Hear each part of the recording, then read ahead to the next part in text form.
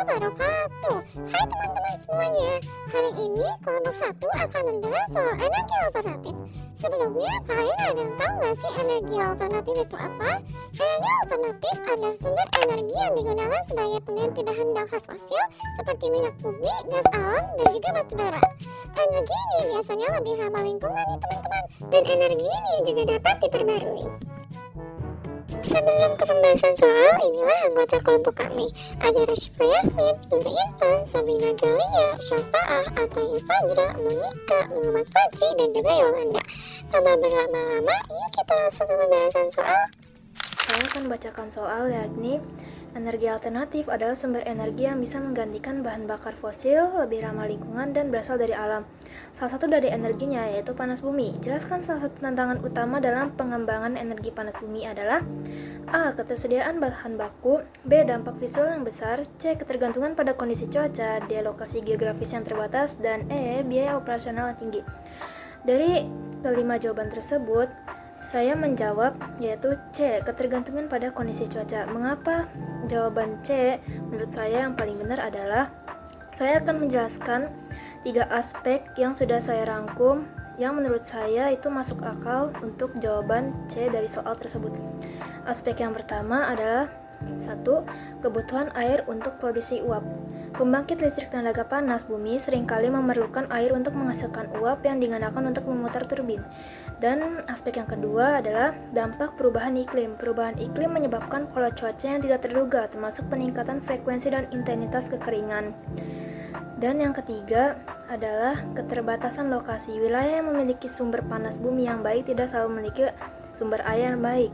Jadi, mengapa dari soal tersebut jawabannya adalah ketergantungan pada kondisi cuaca? Karena sesuai dari namanya, pembangkit listrik tenaga panas bumi itu membutuhkan tenaga air untuk memutar turbin, sehingga daerah yang memiliki kekurangan air itu akan sangat susah atau sulit untuk menggerakkan turbin tersebut.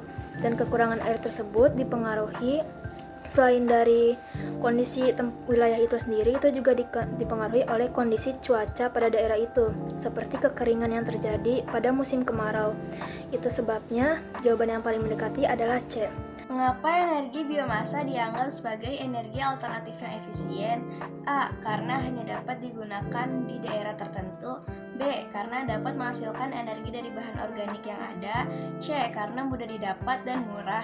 D. Karena menghasilkan gas berbahaya yang dapat merusak atmosfer. Penjelasannya yaitu, energi biomasa dihasilkan dari bahan organik yang dapat diperbarui seperti tanaman dan limbah organik.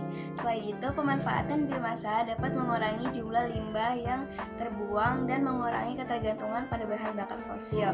Jadi, jawaban yang benar adalah B. Karena dapat menghasilkan energi dari bahan organik yang ada. Mengapa penggunaan energi alternatif seperti tenaga surya dan angin masih belum menggantikan sepenuhnya energi fosil? A. Teknologi yang digunakan masih kurang berkembang. B. Biaya awal instalasi yang tinggi dan keterbatasan dalam penyimpanan energi. C. Energi alternatif tidak bisa menghasilkan listrik dalam jumlah besar. D. Tidak tersedia di negara-negara berkembang. Pembahasannya, energi alternatif seperti tenaga surya dan angin memiliki biaya awal yang tinggi untuk pemasangan panel surya atau turbin angin. Selain itu, penyimpanan energi masih menjadi tantangan karena baterai berkapasitas besar yang mahal diperlukan untuk menyimpan energi saat kondisi cuaca tidak mendukung. Jadi jawaban yang benar adalah B. Biaya awal instalasi yang tinggi dan keterbatasan dalam penyimpanan energi. Diketahui massa jenis udara 1.201 kg per meter kubik pada suhu 20 derajat Celcius. Hitung besarnya energi yang ditransmisikan oleh angin yang bergerak dengan kecepatan 4 meter per second melalui luas penampang seluas 1 meter persegi tiap detik pada suhu tersebut. Diketahui Rho sebagai massa jenis udara sebesar 1.201 kg per meter kubik, T sebagai suhu 20 derajat Celcius, V kecepatan 4 meter per second, dan A sebagai luas penampang sebesar 1 meter persegi. Pertama-tama kita akan memakai rumus mencari energi, yaitu P sama dengan E per T, dengan E sebagai energi dan T sebagai waktu. Dengan waktu secepat 1 detik karena tertuliskan tiap detik. Lalu kita mencari dengan menggunakan rumus energi kinetik, yaitu E sama dengan 1/2 mv kuadrat, dengan M sebagai massa dan V sebagai kecepatan. Pertama-tama yang akan kita lakukan akan menghitung masanya dulu. Dengan rumus Rho sama dengan M per V besar, di mana P sebagai massa jenis, M sebagai massa, dan V besar sebagai besar volume. Dapat diperhatikan bahwa angin yang melewati penampang secepat 4 meter per second dengan waktu 1 detik dan penampang seluas 1 meter persegi. Maka bisa kita tulis sebagai V besar atau besar volume sama dengan 4 dikali A, 4 dikali 1, dan kita dapat menemukan besar volumenya 4 meter kubik. Setelah dapat besar volumenya, lalu kita mencari masanya dengan cara ρ dikali V besar sama dengan 1201 dikali 4, yang dimana hasilnya 4800 kg. Lalu setelah itu kita masukkan semua angkanya ke dalam rumus energi kinetik dengan E sama dengan 1/2 dikali 4804 dikali 4 kuadrat sesuai dengan rumus energi kinetik dengan hasil 38.432 atau 38,432 Joule. Nah, kita mencari energi yang ditransmisikan, maka kita masukkan lagi ke dalam rumus yang pertama, P sama dengan E per T, dengan hasil P sama dengan 38,432 per 1 sama dengan 38,432 watt. Jadi, besarnya energi yang ditransmisikan tiap detik adalah 38,43 watt. Mengapa energi fosil dikategorikan sebagai energi yang tidak dapat diperbarui? Yang pertama ada A, karena dapat digunakan kembali setelah habis. B, karena membutuhkan waktu sangat lama untuk terbentuk kembali. C, karena tidak menghasilkan polusi. D, karena selalu tersedia dalam bumi. Jawabannya B. Kenapa? Jawabannya B, karena membutuhkan waktu sangat lama untuk terbentuknya kembali. Mengapa jawabannya B? Mengapa jawabannya B? Di sini ada penjelasan, yaitu energi fosil seperti minyak bumi, gas alam, dan batu bara berasal dari sisa-sisa organisme yang terperangkap di dalam bumi selama jutaan tahun. Proses pembentukan energi fosil memerlukan waktu yang sangat lama, biasanya jutaan hingga ratusan juta tahun, melalui tekanan dan panas di dalam bumi. Karena proses ini berlangsung dalam rentang waktu yang sangat panjang, energi fosil tidak dapat diperbarui dalam skala waktu manusia. Jika cadangan energi fosil habis digunakan, kita tidak bisa menggantinya dengan waktu singkat. Inilah sebabnya energi fosil dikategorikan sebagai sumber daya yang tidak dapat diperbarui. Soalnya yaitu, pada hari ini televisi digunakan selama 3 jam. Televisi ini dihubungkan dengan listrik dengan tegangan 220 volt dan 2 ampere. Jika harga tiap kWh adalah Rp2.000, maka tentukanlah biaya penggunaan televisi tersebut.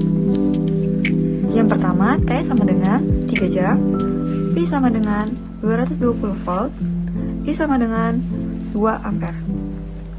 Harga tiap kWh-nya adalah Rp2.000, dan pertanyaannya adalah biaya penggunaan televisi tersebut. Rumus yang pertama kita pakai W sama dengan P kali T. W sama dengan energi listrik atau satuannya itu Joule, P sama dengan daya listrik atau satuannya itu Watt, T sama dengan waktu atau satuannya second. Rumus yang kedua itu ada P sama dengan V kali I. V itu adalah tegangan listrik atau satuannya itu volt, I itu adalah kuat arus listrik atau satuannya itu ampere. Maka kita memperoleh dari kedua rumus tersebut menjadi W sama dengan V kali I kali T. Karena W sama dengan P kali T, P sama dengan V kali I. Jadi, W sama dengan V kali I kali T. Sekarang kita masukkan semua angkanya ke dalam rumus. Yang pertama itu W sama dengan 220 dikali 2 dikali 3. W sama dengan 1320, satuannya yaitu WH. Karena H itu hour atau jam, jadinya W-nya itu watt, jadinya watt hour atau watt jam. Dan diubah jadi kWh, jadinya W sama dengan 1,32 W kWh. Selanjutnya kita menghitung biaya penggunaan televisi tersebut dengan cara rumusnya itu biaya sama dengan W kali harga tiap kWh. Sekarang kita masukkan angka-angkanya.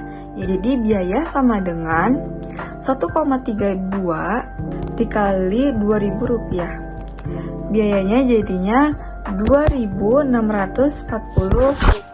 Panas matahari, biomasa, panas bumi, angin, dan tenaga air merupakan sumber energi yang terbaharui. Mereka semua disebut energi terbaharui karena mereka A. dapat diubah langsung menjadi panas dan listrik, B. dapat diganti ulang oleh alam dalam waktu singkat, C. tidak menghasilkan polusi udara, D. mudah diperoleh. Penjelasannya, energi terbarukan disebut demikian karena berasal dari sumber alami yang dapat diperbarui secara alami dalam jangka waktu yang relatif singkat dibandingkan dengan sumber energi fosil. Contohnya, sinar matahari, angin, dan air terus tersedia secara alami tanpa habis. Jadi jawaban yang benar adalah B. dapat diganti ulang oleh alam dalam waktu singkat. Oke, ini merupakan soal terakhir dari video kali ini. Jadi soalnya adalah sebuah panel surya memiliki luas 4 meter persegi dengan efisiensi 25% dalam mengubah energi matahari menjadi listrik.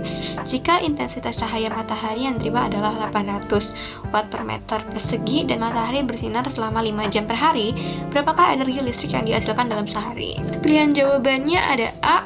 4 kilowatt hour, B. 3 kilowatt hour, C. 5 kilowatt hour, dan D. 6 kilowatt hour. Kira-kira yang mana nih teman-teman? Di sini kita mempunyai 4 diketahui nih teman-teman. Yang pertama ada luas panel surya, itu sama dengan 4 meter persegi. Lalu ada efisiensi panelnya, itu ada 25%, kita ubah ke desimal menjadi 0,25.